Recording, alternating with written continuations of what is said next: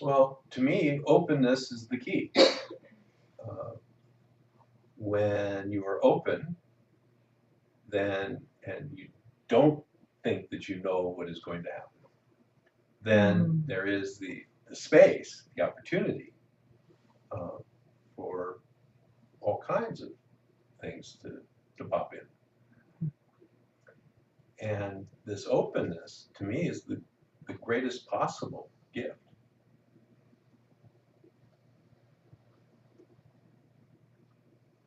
Can you trace within yourself how that evolved in you? I mean, did you feel it was always there, or did it kind of did did you kind of have to rebel to create the Oh, openness? um, not that badly. I think my parents would be happy to say. Uh-huh. But hmm, maybe this exploration is my rebellion, or they would think it was my rebellion. Mhm. But I really, the older I get, I feel like the less I know and the less I'm sure of. And it sounds like that's a good thing. It it is as from my perspective as a teacher of non-duality. Hmm. Uh, the openness is not only a good thing, it is an essential thing. Mm. And that openness takes many forms. It expresses quite differently in different people. And there are some people who consider themselves to be quite open who really aren't, who know a lot and really think they know a lot about openness. Hmm. And openness is actually a state rather than a uh, an attitude. By that I mean that this openness has to come from inside and work its way out, rather than being an attitude that starts on the outside and works its way in. So that that that openness that emerges from some place within you is, to me, the most genuine and productive kind of openness when it happens. And what I'm suggesting is that you can't make it happen.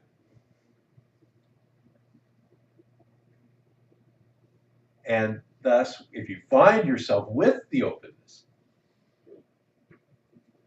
you've been given a tremendous gift. Mm.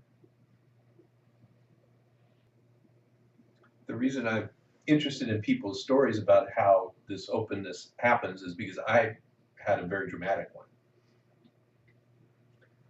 I uh, was a alcoholic and a drug addict for about 19 years, from about when I was 16 until I was 35 years old.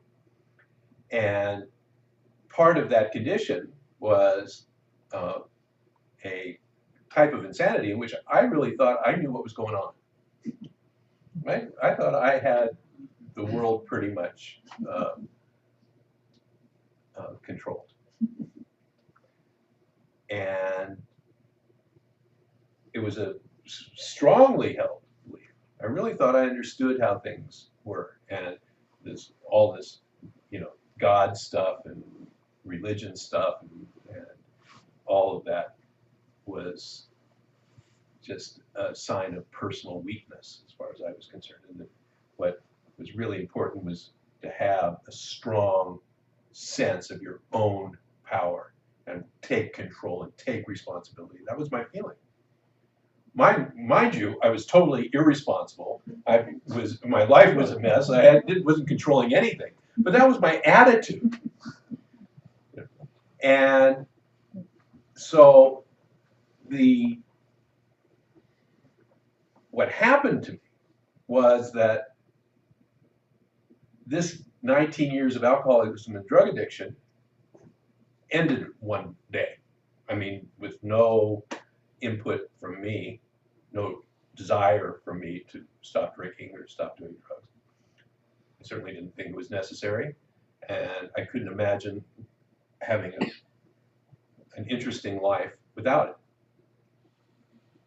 because I considered my life to be really fascinating and interesting. The fact was that I was spending most of my day sitting on a bar stool watching, reruns of football games on television, playing cards, and ultimately peeing in my pants, which is not, from this perspective that I have today, like a real rich, vivacious life. But at the time, it seemed like I really, had it going. And I wanted to continue that. That was my desire. My whole idea about life was to, with that. I really thought I had it going on. So there was no desire to change, and yet the change, a quite radical, dramatic change happened for me. And that was the point where the opening came. Because when I went from a person who was drinking a fifth of alcohol and doing a gram of cocaine every day, just to get through the day. I wasn't partying. It was just like maintenance. And it was quite physically debilitating, as you might imagine, to just have that kind of lifestyle. And that just flat out ended. The obsession to do that, the compulsion that I had to do that, simply stopped. And I was left with a really big question, because I knew I hadn't done it. And that was the point at which the question was, what did? If it wasn't me, what did? And I didn't have a definitive answer, of course, but I had that openness in that moment to go, what is it? What's actually going on? What's at play? And in that space, remarkable things happened for me. And a life unimaginable, a perspective unimaginable came into being.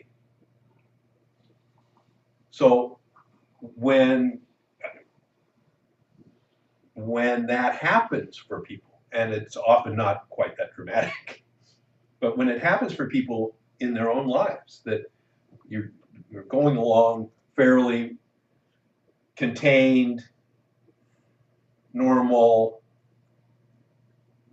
and then something happens to bring about an opening whereby there is a receptivity to what is ultimately a pretty radical notion, this non-dual notion, the notion that we are not separate, independent entities with the power to manufacture our lives, to manufacture our actions, to manufacture our thoughts, to manufacture our feelings. That's a pretty radical notion, and certainly not well supported by the society. If you start talking that way, people give you a lot of flack. I don't know if you've discovered this yet. If you go out in the world and you start talking about this stuff, people will get really very unpleasant often, because it's quite threatening. So to have this kind of opening in which the insights, the possibility of a completely different way of perceiving life and living, for that to happen is extraordinary and rare.